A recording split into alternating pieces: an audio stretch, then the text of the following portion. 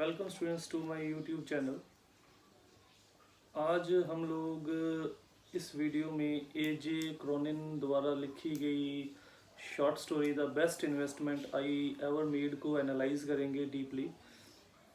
Story को start करने से पहले हम लोग इस स्टोरी के मेन कैरेक्टर्स देख ले। चार मेन कैरेक्टर्स हैं, दो मेन कैरेक्टर्स हैं, दो माइनर कैरेक्टर्स हैं, टोटल 4 कैरेक्टर्स हैं। दो मेन कैरेक्टर्स में मिसगाइडेड यूथ आ जाता है और नरेटर हिमसेल्फ जिसने कि अपने आप को एक डॉक्टर के रूप में प्रेजेंट किया है वो है। और 3 माइनर कैरेक्टर्स हैं, sergeant, landlady and Mrs John, जो कि मिसगाइडेड यूथ की वाइफ है। तो ये स्टोरी बेसिकली बहुत ही मॉरलिस्टिक स्टोरी है प्रेजेंट डे यूथ के लिए कि किस तरीके से इस स्टोरी में जो एजे क्रॉनिन है ना केवल ये दिखाते हैं कि किस तरीके से अगर हम लोग गलत रास्ते पे चलते हैं तो हम लोगों को गलत उसके परिणामों को भुगतना पड़ेगा, हम लोगों को वैसा ही रिजल्ट मिलेगा जैसा हम लोगों ने काम किया है। वहीं पे उन्होंने ये भी दिखाया है कि पनिशमेंट जो है वो किसी भी काम का या किसी भी चीज़ को करेक्ट करने का कोई तरीका नहीं है। पनिशमेंट या फिर running away from the problem किसी भी प्रॉब्लम का सल्यूशन नहीं है।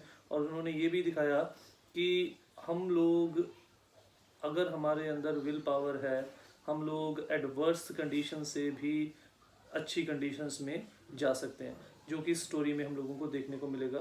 तो बेसिकली जैसे हम लोगों ने देखा ही है, बताया ही अभी तक मैंने आप लोगों को कि ये एक मॉरलिस्टिक स्टोरी है जिसमें जो मेन स्ट्रेस है एजे क्रॉनिन का वो है प्रेजेंट डे यूथ को right way of their life के बारे में रियलाइज कराने का और उनको इवल पाथ या रॉन्ग पाथ पे जाने से रोकने का। तो स्टोरी में क्या है कि जो नरेटर है, the story starts when the narrator was going across Atlantic starting from New York. He tells that he felt as if someone is keeping an eye over him, but he wanted to take rest, so he did not pay any attention. On the following day, he again noticed that same man is again watching him over, but now a lady was with him who might be his wife. The narrator thought he is too shy and won't be able to talk to him. अब कहानी कहाँ पे start होती है कि जो narrator है, जो डॉक्टर है, वो अटलांटिक ओशन के ज़रिए न्यूयॉर्क से सफ़र कर रहा है और उसने ये महसूस किया कि जब वो इन चीज़ों को महसूस सफ़र कर रहा था शिप में, कोई नौजवान, कोई पर्सन लगातार उसको फॉलो कर रहा था। उसे ऐसा महसूस हो रहा था कोई लगातार उसके ऊपर नज़र रख रहा है, पर क्योंकि वो चाहता था कि वो इस सफ़र में रेस्ट करना चाहता था, वो किसी के साथ नॉर्मल जो कैजुअल रिलेशंस में अपना टाइम वेस्ट करके टाइम वेस्ट नहीं करना चाहता था, इसीलिए उसने उस चीज़ के तरफ बिल्कुल भी ध्यान नहीं दिया। उसने देखा ज़रूर कि कोई उसे ऑब्जर्व कर रहा है, पर उसने उस चीज़ को इग्नोर कर दिया। दूसरे दिन उसने फिर एनालाइज किया, पर इस वक्त उसने ये देखा कि उसके साथ एक लेडी भी है दूसरे दिन, और वो समझ गया कि ये ज़रूर उसकी वाइफ ही होगी। बट नरेटर को उस नौजवान के तरफ देख के, उस पर्सन की तरफ देख के ऐसा लगता था कि वो बहुत शाई है और वो शायद खुद कभी भी नरेटर से बात नहीं करना चाहता। तो ये तो नरेटर को भी क्लियर था कि वो पर्सन नरेटर से बात करना चाहता था, बट उसके साथ साथ नरेटर को ये भी लग रहा था उसके पिछले दिनों के बिहेव से कि वो बहुत शाई नेचर का है और शायद वो इससे बात ना कर सके। और जिस प्रकार की फिजिकल या उसकी ड्रेसिंग सेंस बताई गई है, वो ये भी डिस्क्राइब करता है कि वो जो सामने वाला इंसान जो इसके ऊपर नज़र रख रहा है वो बहुत ही high profile status, social status रखने वाला पर्सन है। However, this time his wife brought him to the narrator and seated before him. They told him that they were making a trip to New England to inspect a camp organized for the youth. They told him that they are working for 15 years in the field of youth welfare. They took youth from juvenile courts, slums, etc., especially the youth who has been thrown off by the society.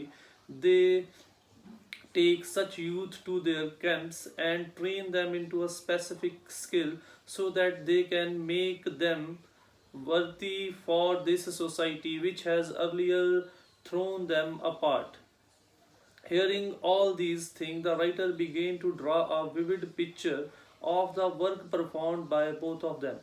तो अब जब दूसरे दिन उसे narrator को लग रहा था कि शायद ये मेरे से बात नहीं कर पाएगा, बट अब उस नौजवान की वाइफ अपने आप उसको साथ लेके आती है और नरेटर से इंट्रोड्यूस कराती है कि वो मिस्टर जॉन है और वो उसकी वाइफ मिसेस जॉन है।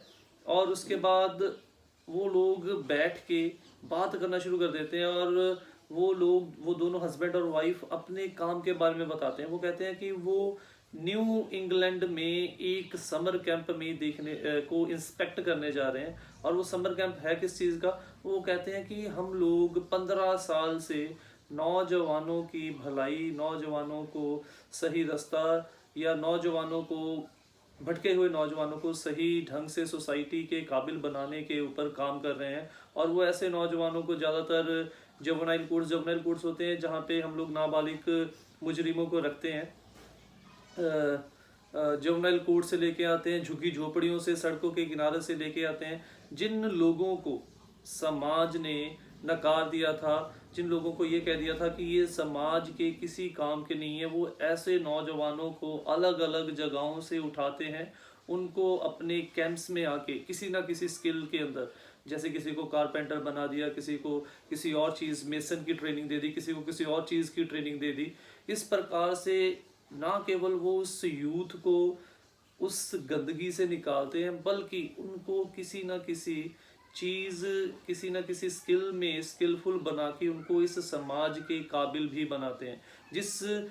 जिन लोगों को पहले समाज ने छोड़ दिया था कि वो किसी काम के नहीं है, वो ना केवल अब अपने काम के लिए अपने काबिल बने हैं, बल्कि उसके साथ साथ वो समाज के काबिल भी बन के तैयार हो जाते हैं इनके कैंप्स के द्वारा। जब वो अपने काम के बारे में डिटेल दे रहे थे तो नरेटर के आंखों के सामने एक तस्वीर बनी लग गई कि ये कितना बड़ा काम कर रहे हैं। उसके सामने वो, उसे ऐसा लग रहा था कि जैसे उसकी आंखों के सामने ये इतना महान काम कर रहे हैं।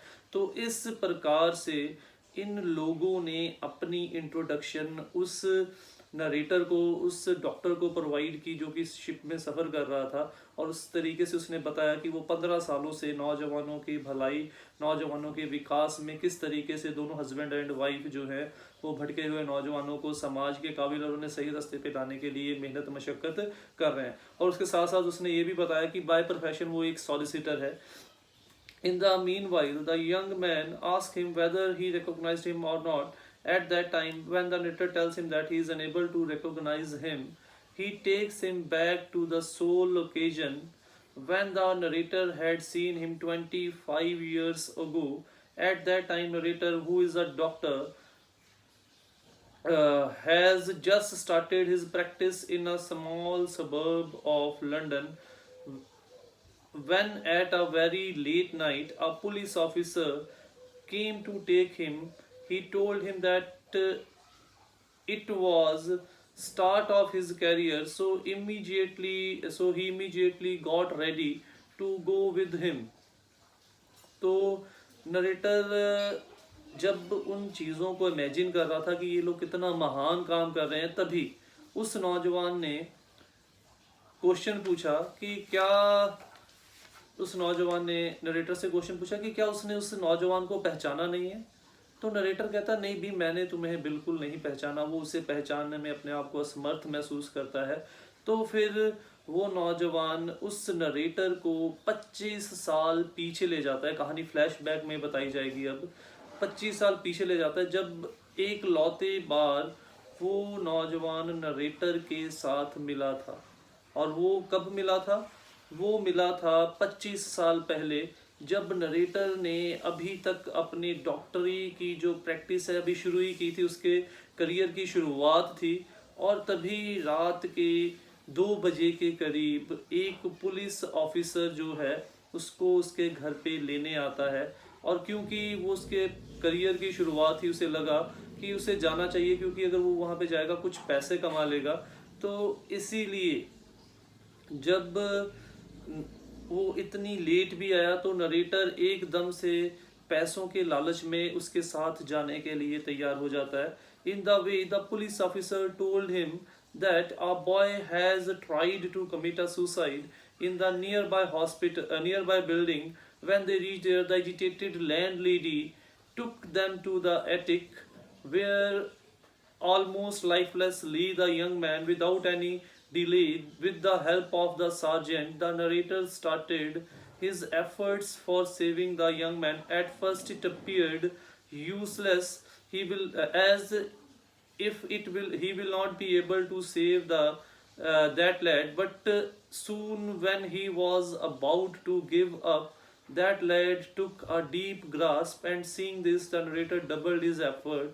Soon the young man arise from the clutches from the death. तो जब वो उसे ले गया पुलिस ऑफिसर, तो रास्ते में उसने बताया कि पास ही की बिल्डिंग में एक नौजवान ने सुसाइड करने की कोशिश की और वो लोग उसी नौजवान को अटेंड करने जा रहे हैं. जैसे वो उस बिल्डिंग के उस फ्लैट के अंदर पहुंचे तो गुस्से से भरी मकान मालकी ने उसको ऊपर का कमरा दिखाया जहां पे लगभग अधमरी हालत में वो नौजवान का जो शरीर था वो वहां पे पड़ा हुआ था. नरेटर ने बिना किसी डिले किए हुए उसको बचाने का काम शुरू किया. थोड़ी देर कोशिश करने के बाद उसे लगा कि शायद उसकी कोशिश फिजूल जाएगी. उसे लग रहा था कि वो नौजवान को बचा नहीं पाएगा, बट जैसे ही वो अपनी कोशिश छोड़ने वाला था, हार मानने वाला था, तभी उसने एक लंबी सांस ली. नरेटर ने सार्जेंट की हेल्प से और दुगनी जोर से कोशिश करना शुरू कर दिया और जल्दी ही वो नौजवान मौत के मुंह से बच चुका था और इनके बीच में उठ के बैठा हुआ था. और वो अब आगे जाके अपनी कहानी बता रहा है कि उसने सुसाइड क्यों कमिट करने की कोशिश की थी. After arising, the gentleman narrated his tragic story that he has no parents and brought up by his uncle who wanted to get rid of him as soon as possible. So after getting the job of clerk here, he fell into bad company and started gambling. Soon he owed a lot of money from the others. One day, by thinking that he will surely win, he stole an amount of 7 pounds and 10 shillings from his office safe. He thought that he will surely win this time, and in return he will be able to pay off all his debt. However, this last resort also failed, and in fear of prosecuting, he tried to commit suicide. तो अब नौजवान उठ के बैठ गया था. वो बता रहा है, अब वो अपनी कहानी बता रहा है कि उसने ऐसा करने की क्यों कोशिश की. वो कहता है कि उसके पेरेंट्स इस दुनिया में जिंदा नहीं थे. उसका पालन पोषण उसके एक अंकल द्वारा किया गया, उसके एक रिलेटिव द्वारा किया गया, जो कि चाहता था वो फटाफट इस अनचाही जिम्मेदारी से अपना पीछा छुड़ा सके. और जैसे ही उसे इस शहर में क्लर्क की जॉब मिली, उस अंकल ने भी उसका साथ छोड़ दिया. और जब वो अकेला था, अपने अकेलेपन को दूर करने के लिए उसने गलत लोगों के साथ दोस्ती कर ली. उसने गलत सोसाइटी में चला गया. उसको गलत आदतें जैसे जुआ खेलना, शराब पीनी, ऐसी आदतें पड़ गई. और जुआ खेलने की आदत उसे इतनी पड़ गई थी कि जल्दी ही उसके पास जो चीज़ें थी वो भी बिक चुकी थी और उसको सर के ऊपर बहुत सारा कर्जा था जो कि उसने जुए में दूसरों से लिया हुआ था जुए में खेलने के लिए. और एक दिन उसके मन में ये ख्याल आया क्यों ना वो ऑफिस के सेफ में से कुछ पैसे चुरा ले. उसे लगा कि आज वो ज़रूर जीतेगा और अगर वो जीत गया तो वो अपने पिछले सारे कर्ज भी चुका देगा और जो वो पैसे ऑफिस की तिजोरी में से चोरी से निकाला वो चुपचाप वहाँ पे वापस भी रख देगा. बट अनफॉर्चुनेटली इसकी बदकिस्मती ये थी कि ये इस बार भी हार जाता है और पैसे उसने बहुत कम चोरी किए थे, 7 pounds and 10 shillings. एग्जाम में क्वेश्चन भी पूछ लेते हैं, how much amount of money the gentleman has stolen from his office safe. तो वो है 7 pounds and 10 shillings. तो बहुत कम अमाउंट ऑफ मनी उसने चोरी की थी. बट जब उसका ये तरीका भी फेल हो गया, अब उसे ये डर था कि अब जब ऑफिस में वो लोग तिजोरी में पैसे कम पाएंगे तो इसको जेल में डाला जाएगा, इसको तरह तरह की सज़ा मिलेगी. तो उस प्रोसिक्यूशन के डर से इसने सुसाइड कमिट करने की कोशिश की। Hearing this tragic story, there were only 3 listeners. Hearing this, landlady offered a month's free board. The sergeant promised not to report the case, and narrator helped the least with £7 and 10 shillings to put back in office safe. तो उसकी ये दुख भरी कहानी सुनते हुए केवल 3 लोग थे। कौन कौन? एक उसकी मकान मालकिन, दूसरा सार्जेंट और तीसरा डॉक्टर। उसकी इस दुख भरी कहानी सुनने के बाद मकान मालकिन ने कहा कि ठीक है, अगर तुम चाहते हो तो मैं तुम्हारे 1 महीने का किराया माफ़ कर दूंगी। उसने अपनी तरफ से कंट्रीब्यूशन दे दी कि वो 1 महीने का किराया उससे नहीं लेगी। पुलिस ऑफिसर ने अपनी जॉब को रिस्क डालते हुए कहा वो कोई भी केस उसके अगेंस्ट फाइल नहीं करेगा। और नरेटर को लगा कि उसने सबसे कम हेल्प की। उसने £7 और 10 शिलिंग का अमाउंट उसे दे दिया कि वो वापस अपने ऑफिस के सेफ में रख दे, ताकि उसे किसी प्रकार की कानूनी कार्रवाई ना हो। और इतने के बाद, इस इंसिडेंट के बाद, कहते हैं कि सुबह का भूला अगर शाम को घर आ जाए तो उसे भूला नहीं कहते। और इसी प्रकार से इसको एक ठोकर लगी और ये सीधे रास्ते पे आ गया। इस इंसिडेंट के बाद वो नौजवान नरेटर को बताता है कि तुम्हारे उस इंसिडेंट ने मेरी पूरी ज़िंदगी चेंज कर दी। वो कह रहा है कि उस समय तुम लोगों ने केवल मेरी जान नहीं बचाई, बल्कि तुमने मेरी ज़िंदगी को एक नया रुख दिया। जब आप सब लोगों ने बिना किसी स्वार्थ के, बिना किसी लालच के मेरी निस्वार्थ रूप से हेल्प की, तो वो कहता है कि मुझे ज़िंदगी जीने का एक मकसद मिल गया कि पता नहीं मेरे जैसे कितने और नौजवान होंगे। वो कहता है कि पता नहीं मेरे जैसे कितने और नौजवान होंगे जो ज़िंदगी में गलत रास्ते पे चले जाते होंगे और फिर सुसाइड जैसा स्टेप उठा लेते होंगे। और इसीलिए उसने कहा कि अगर मैं गलत रास्ते से सही रास्ते पे आ सकता हूँ किसी की मदद करने से, तो मैंने भी इस चीज़ को अपना मकसद बना लिया कि मैं भी अब अपने जैसे नौजवानों को गलत रास्ते से सही रास्ते पे लेके आऊँगा और उन्हें समाज के काबिल बना दूंगा। और इस प्रकार से नरेटर, वो यंग मैन कहता है कि आप लोगों की उस छोटी सी इन्वेस्टमेंट ने, आप लोगों की उस छोटे सी हेल्प ने ना केवल मेरी ज़िंदगी को बचाया, बल्कि मुझे ज़िंदगी जीने का एक नया रुख दे दिया। और उस नए रुख ने और पता नहीं कितनी और ज़िंदगियों को निखार दिया। इसके बाद वो हस्बैंड एंड वाइफ चुप हो जाते हैं। नरेटर अब अपनी ज़िंदगी का एनालिसिस करने लग जाता है। The narrator thinks that he had made many invested in lieu of money, but he considers this investment as his best, though it did not give him much material profit, yet it gave him lot of satisfaction. तो वो कहता है कि उसने ज़िंदगी भर पता नहीं कितने जगहों पे पैसा लगाया इस लालच में कि हम लोग निवेश क्यों करते हैं। इन्वेस्टमेंट होता है निवेश करना, कि मुझे पैसा दुगना चौगुना होकर मिले। तो वो कहता है कि उसने पता नहीं कितनी बार कई जगहों पे पैसा लगाया, कई बार उसको फ़ायदा हुआ, कई बार उसको नुकसान हुआ, पर वो कहता है कि आज उसे इस चीज़ के ऊपर गर्व है कि उसकी ज़िंदगी का एक निवेश ऐसा है, जब अंत में हमारे मरने के बाद हमारे कर्मों का लेखा जोखा होगा, वो उसके पॉजिटिव साइड में खड़ा होगा। और वो निवेश कौन सा है? वो निवेश वो है जिसके एवज में उसे कुछ नहीं मिला, बट उसके साथ साथ उसको बहुत सारी सेटिस्फेक्शन मिली। क्योंकि उसकी उस इन्वेस्टमेंट ने, उसकी उस हेल्प ने ना केवल किसी की ज़िंदगी बचाई, बल्कि उसके साथ साथ उस नौजवान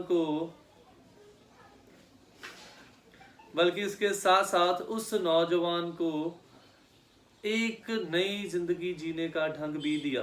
तो इसीलिए नरेटर ये मानता है कि ये निवेश उसकी ज़िंदगी का बेस्ट निवेश था या बेस्ट इन्वेस्टमेंट थी, क्योंकि चाहे इसके एवज में उसे कोई प्रॉफिट नहीं हुआ, बट इस इन्वेस्टमेंट के एवज में उसने किसी की ज़िंदगी भी बचाई, उसके साथ साथ उसने किसी को ज़िंदगी जीने का एक नया तरीका भी बताया। और उसके साथ साथ जिस संतुष्टि के लिए हम लोग अलग अलग जगहों पे, धार्मिक जगहों पे दान पुण्य करते हैं, वो सेटिस्फेक्शन भी उसे इस मदद के बाद मिली। तो इससे ये साबित होता है कि मटेरियल प्रॉफिट से ज़्यादा किसी की मदद करना जो है या अच्छा काम जो है वो हम लोगों को ज़्यादा संतुष्टि देता है। तो मॉरलिस्टिक लेसन है, इसमें 3 मॉरल्स निकलते हैं। पहला मॉरल्स तो ये कि हम लोगों को कभी भी गलत सोसाइटी में, गलत आदतों में नहीं पड़ना चाहिए, क्योंकि गलत रास्ते, गलत सोसाइटी हमेशा हमें विनाश की तरफ ही लेके जाती हैं। दूसरी चीज़ ये कि दूसरा सबसे बड़ा मैसेज हमें ये मिलता है कि सुसाइड कमिट कर लेना, प्रॉब्लम से भाग जाना, ये किसी भी प्रॉब्लम का हल नहीं है। प्रॉब्लम का हल वेट करने से नहीं, उस प्रॉब्लम के साथ लड़ने से आएगा। इसीलिए दूसरा सबसे बड़ा जो मैसेज है वो यही है कि हम लोगों को प्रॉब्लम से भागने से बजाय या प्रॉब्लम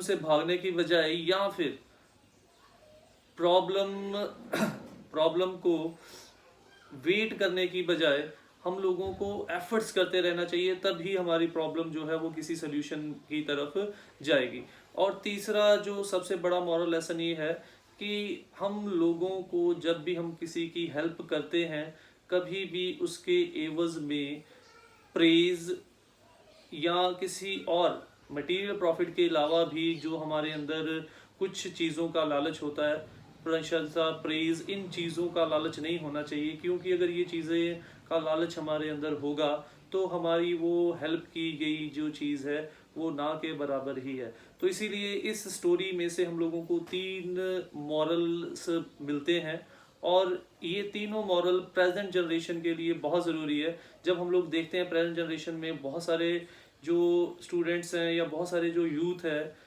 वो डिप्रेशन में आ जाता है, वो सुसाइड कमिट कर देते हैं, पेपरों में नंबर कम मिला, किसी ने कुछ बोल दिया, या फिर जैसा रिजल्ट एक्सपेक्ट किया था वैसा नहीं आया। तो ये सारी की सारी चीज़ें आज के प्रेजेंट डे यूथ के साथ रेलिवेंट है, और अगर हम लोग इन चीज़ों को एनालाइज करें तो हमें ये एक बढ़िया सा मॉरल मिल जाता है इस कहानी से कि कभी भी गलत सोसाइटी में भी ना पड़े, और प्रॉब्लम को फेस करना सोल्यूशन है, ना कि प्रॉब्लम को भागना या सुसाइड कमिट करना प्रॉब्लम का सोल्यूशन है। तो that's all for today's video. अगर वीडियो अच्छी लगी हो तो लाइक, कमेंट और शेयर जरूर कीजिए। चैनल को सब्सक्राइब कीजिए। Thank you.